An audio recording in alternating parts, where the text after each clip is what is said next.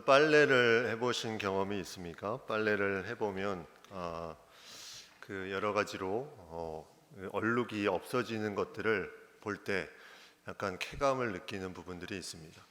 저도 손빨래는 잘 안 하지만 세탁기는 종종 돌립니다. 근데 돌리고 나서 보면 깨끗해진 부분들을 보게 되는데, 근데 지워지지 않은 얼룩이 보일 때도 있습니다.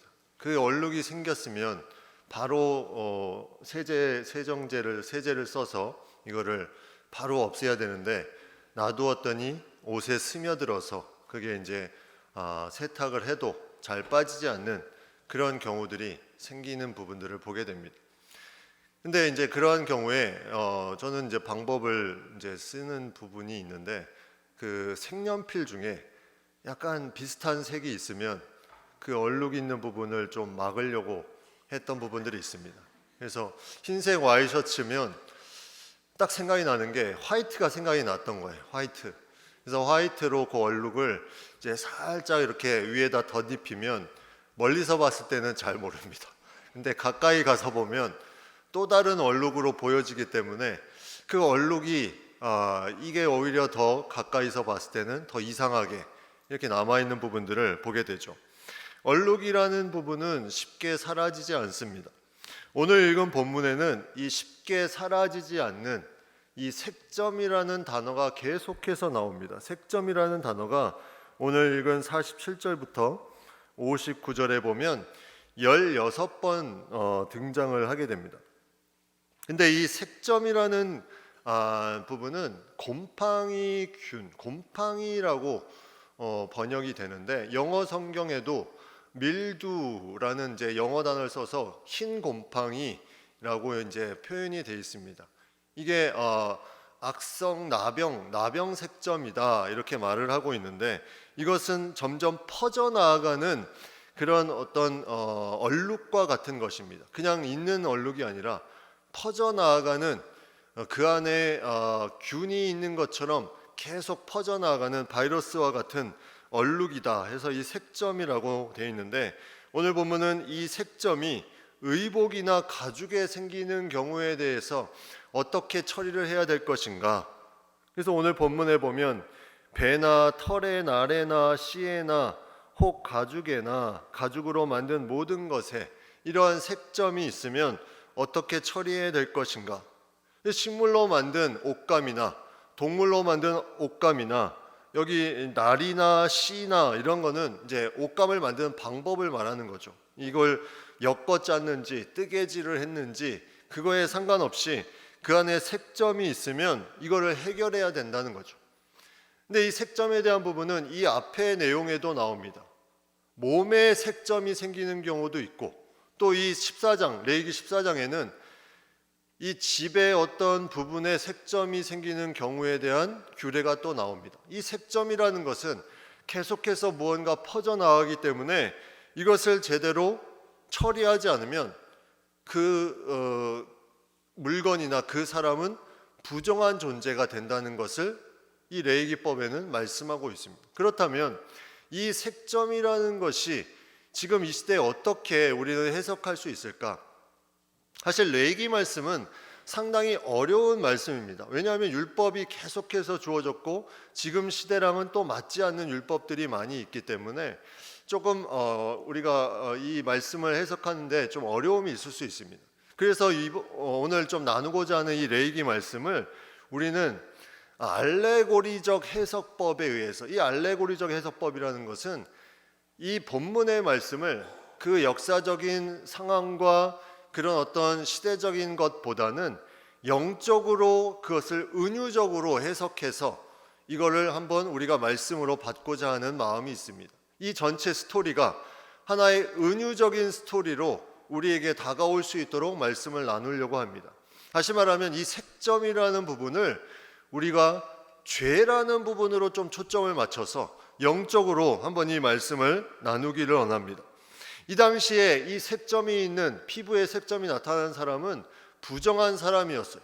물건이 색점에 있으면 부정한 물건이었습니다. 집에 색점이 있으면 부정한 집이었어요. 이것들을 해결해야 됐습니다. 마치 우리가 지금 죄를 가지고 있는데 그냥 있으면 하나님 앞에 거룩하지 못하고 부정한 것처럼 그러한 색점을 가진 그 존재나 어떤 물건들은 부정한 그런 존재로 살 수밖에 없었습니다. 그래서 부정한 사람은 어떠한 일을 해야 되냐면 내가 어떤 사람을 만날 때 부정하다 부정하다 이렇게 외쳐야 됐습니다. 왜냐하면 다른 사람이 모르고 그 사람과 접근해서 접촉을 하면 그 사람도 부정해지기 때문에 그렇게 외쳐줘야 돼요. 그래서 격리되도록 부정하다 부정하다 이렇게 자신이 부정한 것을 외쳐야 그 사람이 가까이 하지 않기 때문에 그런 부분들을 하는 겁니다. 이 부정한 사람은 성전에 들어갈 수가 없습니다. 성전은 거룩한 곳이기 때문에 구약시대에 이 부정한 사람이 들어갈 수가 없습니다. 다시 말하면 이런 색점이 있는 사람은 부정한 사람인데 부정한 사람은 성전에 들어갈 수 없기 때문에 영적인 죽음으로 갈 수밖에 없는, 하나님과 멀어질 수밖에 없는 그런 상황임을 우리가 생각해 보게 됩니다. 그러나 지금은 그렇진 않습니다. 지금은 우리가 어떠한 죄가 있으면 그 죄로 인해서 성전에 오지 못하는 것은 없습니다. 오히려 예수님께서 이 땅에 죄인을 구원하시러 오셨다고 말씀하셨기 때문에 우리는 죄가 많을수록 더 하나님 앞에 성전에 더 많이 나와야 되는 부분들이 우리의 모습입니다. 그런데 지금의 우리의 모습은 이러한 성전에 자유롭게 드나들지만 어쩌면 내 안에 이 부정할 수 있는 죄에 대한 부분을 제대로 처리하지 않아서 몸은 성전에 와 있지만 계속적으로 영적으로 죽음 가운데 처하게 되는 그러한 모습으로 살아가는 모습이 우리 가운데 있을 수 있다는 거죠. 그 죄에 대한 처리를 제대로 하지 않으면, 이 색점의 처리를 하는 것처럼 죄에 대한 처리를 제대로 하지 않으면 우리도 그러한 영적으로 하나님과 멀어질 수밖에 없는, 몸은 성전에 있을지라도 그러한 부분들이 우리에게 있을 수 있다는 것입니다. 오늘 본문을 통해서 우리는 죄를 다루는 방향에 대해서 좀 우리가 살펴보려고 합니다. 죄를 이것을 우리가 어떻게 해야 될 것인가?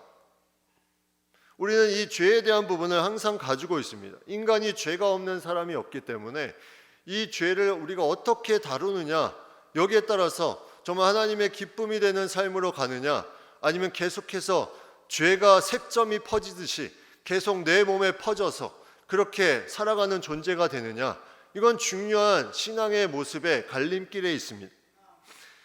우리가 이 죄에 대한 부분을 얘기할 때 항상 우리가 이런 어떤 전염성에 대한 부분을 항상 생각해 보게 됩니다. 죄는 전염성이 강합니다. 그래서 내가 그냥 두면, 방치하면 악성 종양처럼 계속해서 퍼져나가는 그런 부분들이 있다는 거죠. 그러면 어떻게 이 부분을 처리할 것인가? 오늘 먼저 49절에 보면 이러한 색점이 발견되면 뭐라고 나와 있냐면 제사장에게 보일 것이요, 이렇게 나와 있습니다. 제사장에게 보일 것이요. 이 당시에 구약시대 제사장은 강력한 권위를 가진 그런 직분을 가진 하나님이 세운 사람입니다. 이 강력한 권위는 어디에서 드러나냐면 이 죄에 대한 색점에 대한 부분을 판정하는 그런 권위가 있었습니다. 이 색점을 보고 이것이 계속해서 남아있거나 퍼져있거나 하면 부정한 것이고, 그게 이제 없어지거나 완전히 사라져버리면 이제 거룩함을 얻게 되는, 정결케 되는 부분들을 판정하는. 그런데 이 판정은 주관적인 판단에 의한 것이 아니라 객관적인 율법에 의해서 판정하는 판정이었습니다. 그래서 가져오면 이제 이 제사장이 그 색점을 진찰하고 7일 동안 간직해 둡니다. 7일 동안. 그리고 7일 동안을 간직해서 지켜보다가 7일 후에 이 색점이 퍼져 있으면, 의복이나 가죽에 퍼져 있으면 이것은 뭐라고 규정을 하냐면 악성나병이다, 이렇게 규정을 합니다. 이것이 부정한 것이다, 악성나병이다. 우리가 병원에 가면 듣기 제일 안 좋은 말이 무엇이 있습니까? 이거는 악성종양입니다. 악성이라는 말이 무엇입니까? 악성은 계속해서 퍼져나간다는 거죠. 그것도 아주 빠르게, 우리가 갈피를 잡지 못할 정도로 빠르게 퍼져나가고 몸에 치명적인 해를 가할 수 있다. 이게 악성입니다. 오늘 이 본문에 나오는 색점이 퍼져나가는 것은 악성나병이라는 거죠. 악성나병. 이 악성나병이 계속해서 퍼져나가기 때문에 여기에 대한 조치를 해야 되는데, 이러한 경우에 할 수 있는 유일한 조치는 한 가지밖에 없습니다. 불에 태우는 거예요. 그걸 아까워하지 말고, 그것이 계속해서 내가 무언가를 붙잡고 있는 것이라고 아까워하지 말고 다 태워버리라는 겁니다. 색점이 있으면 다 태워버리는 방법밖에 없어요. 그것이 퍼져나가기 시작하면 태워나가는 방법밖에 없습니다. 마치 우리 안에 그런 암덩어리를 다 태우는 치료를 받듯이, 그런 치료로 계속해서 이것이 더 이상 퍼져나가지 않도록 태우는 방법밖에 없다는 거죠. 우리의 삶에도 이러한 죄의 요소가 이런 악성으로 퍼져나가는 경우가 있습니다. 이 죄가 계속해서 악성처럼 계속해서 퍼져나갑니다.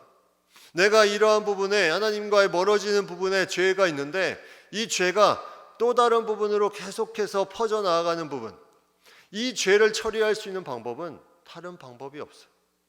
하나님 앞에 나와 이 부분을 맡기고, 이 죄가 되는, 이 죄를 일으키는 모든 요소들, 환경적인 부분들, 이것을 다 태워버려야 됩니다. 태워버리지 않으면 계속 퍼져나간다는 거죠. 사도행전 19장 19절 말씀에 에베소에서 마술사들이 한 부분이 있습니다. 또 마술을 행하던 많은 사람이 그 책을 모아가지고 와서 모든 사람 앞에서 불사르니 그 책값을 계산한 즉 은 5만이나 되더라. 그 마술사들이 가지고 있는 책은 뭐냐면, 하나님을, 예수님을 만나기 전에 그들이 이 마술의 주문을 외웁니다. 주문을 외우면 신비적인 능력이 그 가운데 나타난다고 사람들을 믿게 하는 거예요. 일종의 우상을 섬기는 거죠. 근데 이 마술 책을 통해서 엄청난 돈을 벌었습니다. 이 책을 다 합하니 은 5만이나 되었다. 이거를 계산을 해보면 약 190여 년치의 봉급이 됩니다. 이 모든 것을 다 태워버렸다는 거죠. 한 번에 공개적으로 다 태우는 방법밖에, 그들이 예수님을 믿고 그들이 죄를 없애는 다른 방법이 없었다는 거죠.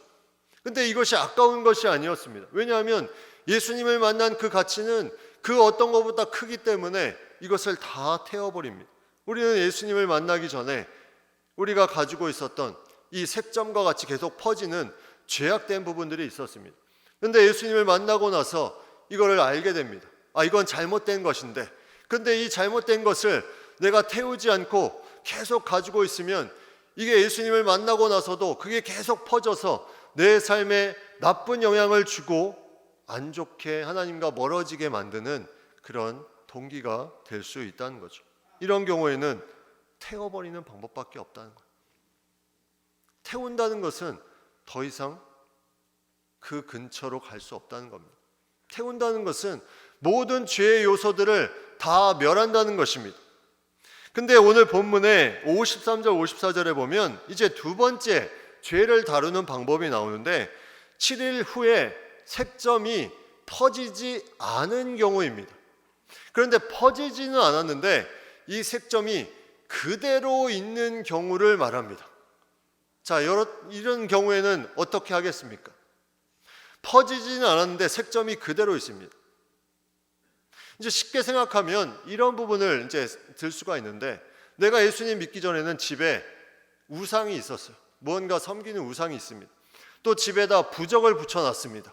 이 부적이 우리 집에 무언가 좋은 것을 줄 것이라고 생각하고, 근데 예수님을 믿고 나서도 그걸 그냥 그대로 둔 거예요. 더 붙이진 않지만 그냥 둡니다.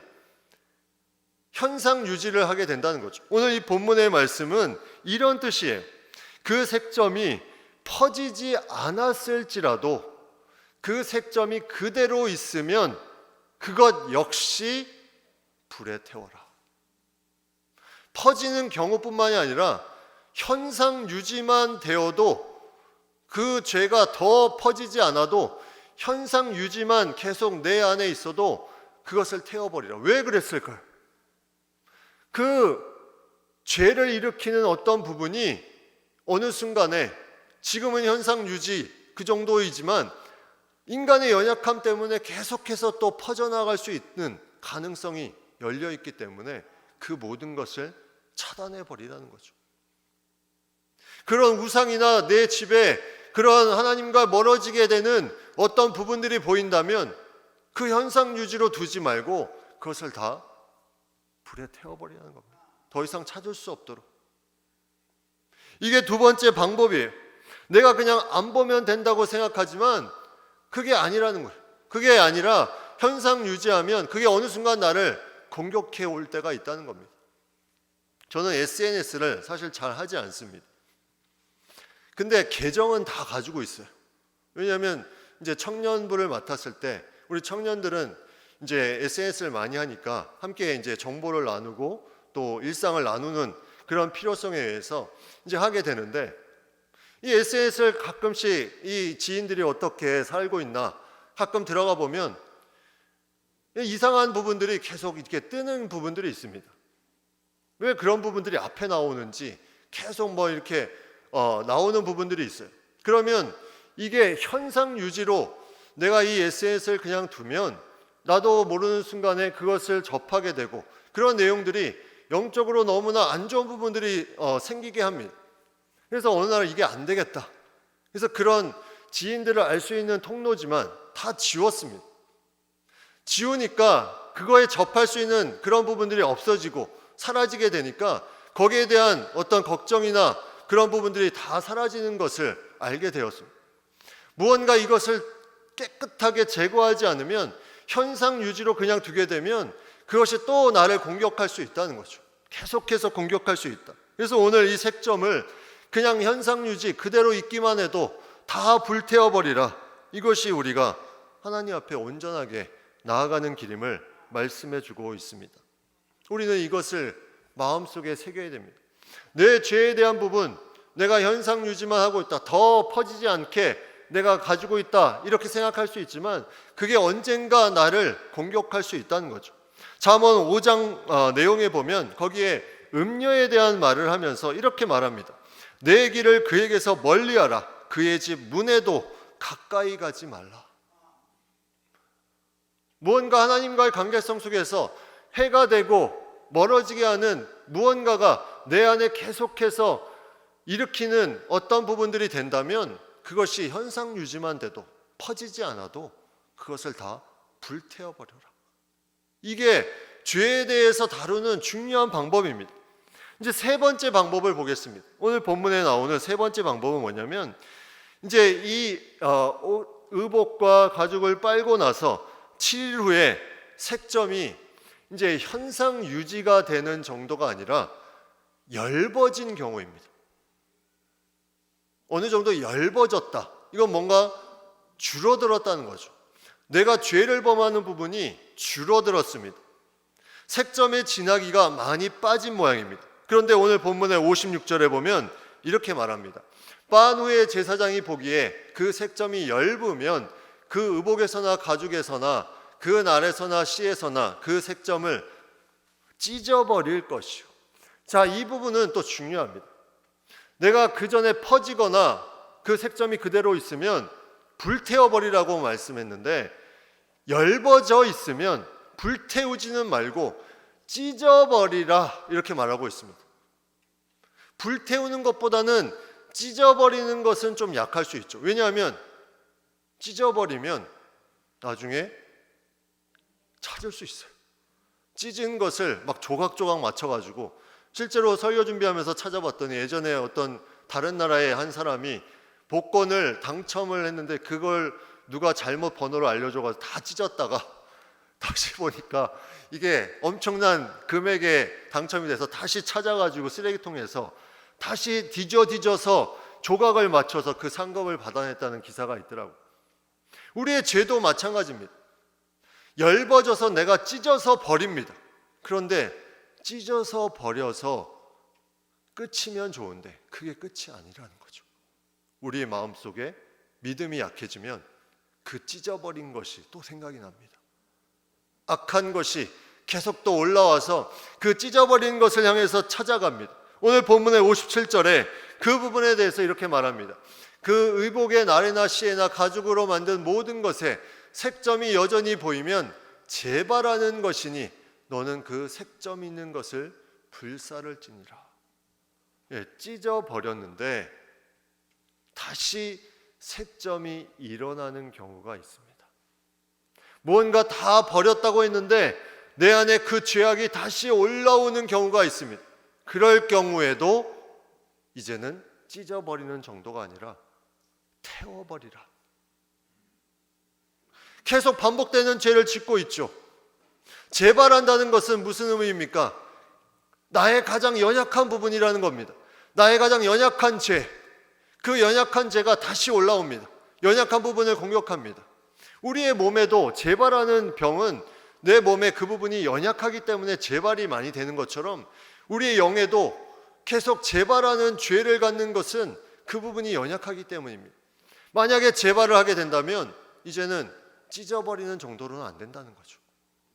그러면 또 내 안에 그것이 일어나서 그걸 찾게 되는 날이 오게 될 거라는 거죠. 믿음이 연약할 때, 믿음이 좋을 때는 괜찮은데 내 믿음이 연약할 때 인간의 연약함이 있기 때문에 그 부분들을 과감하게 태워버리라고 말하고 있습니다. 인간이 이러한 부분으로 계속해서 죄에 대한 부분을 가지고 나아갑니다. 내가 그 모든 것에 어떤 부분에 해결하려고 할 수 있는 그런 힘을 가졌다고 생각하지만 인간은 그렇지 않다는 거죠. 계속해서 재발할 수 있는 가능성이 너무나 많기 때문에 오늘 이 색점의 그런 내용을 통해서 우리가 생각해 볼 수 있는 것은 태워버리지 않으면 우리는 또 그것을 찾아가게 된다는 거죠. 우리는 이렇게 생각합니다. 다시 재발하는 경우에 내가 같은 죄를 또 지으면 나는 이제 이 정도밖에 안 되는구나. 나는 정말 못난 인간이구나. 내가 이 죄를 다 해결했다고 했는데 똑같은 죄를 또 범하고 있구나. 나는 정말 너무나 나약하고 연약한 인간이구나. 근데 그게 사실입니다. 우리가 연약하고 나약하고 못난 인간이라는 게 사실이에요. 우리가 우리의 죄를 우리의 힘으로 다스릴 수가 없습니다. 그래서 불태워버리라는 거예요. 더 이상 찾을 수 없는 그때까지 불태워버리라는 겁니다. 찢어버리는 것으로도 안 되면 그래도 재발하면 불태워버리라는 거예요. 여러분 이걸 잘 생각해 보십시오. 여러분 분명히 안에 죄가 반복되는 부분들이 나타나는 부분들이 있습니다. 불태워버린다는 것은 더 이상 찾을 수 없도록 그 부분에 대한 모든 요소들을 다 제거해야 됩니다. 하나님 앞에 맡기며 나와서 그 환경까지도 책 은 5만이나 되는 것을 다 불사른 것처럼 아까워하지 않고 미련을 두지 말고 다 태워버리라는 거예요. 예수님의 보혈의 피를 의지해서 이것을 가지고 나와서 다 태워버리고 또 환경적인 요소, 죄를 일으키는 요소 다 태워버리고 다 없애야 하나님께서 기뻐하시는 그 온전함으로 거룩함으로 나아갈 수 있다는 것입니다. 이게 인간의 연약함으로 인해서 그런 겁니다. 오늘 말씀의 마지막 네 번째 방법이 나오는데 이 네 번째 방법은 58절 말씀에 이렇게 말씀합니다. 내가 빤 의복의 나래나 시에나 가죽으로 만든 모든 것에 그 색점이 벗겨졌으면 그것을 다시 빨아야 정하리라. 이제 죄를 다 이제 뭔가 처리를 했다고 해서 다 벗겨져 없어졌다고 생각을 합니다. 벗겨져 없어졌으면 그것으로 끝이 아니라는 거죠. 다시 빨아야 된다. 빤다는 것이 무엇입니까? 다시 계속해서 내가 이 부분에 대해서 하나님 앞에 맡기며 나아가야 된다는 거죠. 내가 불에 태우고 찢어버리고 계속 그런 과정을 통해서 내가 무언가 해결했다고 생각하지만 그것이 끝이 아니라는 거죠. 계속 빨고 계속해서 주님 앞에 맡기며 나아가야 된다는 것입니다. 이것이 우리가 해야 될 죄를 다루는 방법입니다. 처음에는 빠는 정도로 내가 죄를 제어할 수 있다고 생각합니다. 그런데 빨아도 여전히 있고 또 퍼지지는 않았지만 엷어졌지만 다시 재발하는 경우도 있고 다양한 경우들이 생길 수 있습니다. 그럴 경우에는 찢어버려야 되는데 찢어버려도 또 그것이 나타나는 경우가 있습니다. 그럴 경우에는 불태워버리라는 거죠. 불태워 버려라. 이것이 우리가 죄를 다루는 하나님이 주신 이 색정을 통해서 주신 지혜입니다. 계속 말로 회개하고 나아가는 부분들로 그치지 않고 내가 돌이켜야 된다는 거예요.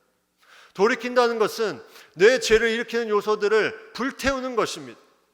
그것이 예전에 불법으로 투기를 했거나 투자를 했거나 도박을 했거나 어떤 사람이 계속해서 이러한 부정한 것을 계속 심어주는 사람이 주변에 있거나 연락을 계속 하거나 그런 부분들이 있다면 과감하게 불태워버리라는 겁니다.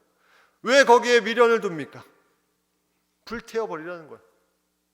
이것이 우리가 죄를 처리해야 되는 부분입니다. 하나님께 맡기고 나아갔다면 이제 우리가 이것을 태우는 부분으로 우리가 정확하게 처리를 해야 됩니다. 우리 삶의 이 죄의 목록을 한번 살펴보십시오. 여러분, 빨아야 될 목록이 있습니다. 그리고 찢어버려야 될 목록이 있습니다. 그리고 불태워야 될 목록이 있습니다. 이 목록을 한번 써보십시오. 계속 내 안에 계속 재발하고 퍼지는 부분들은 찢어버리는 정도가 아니라 불태워야 되는데 그것을 한번 써보십시오.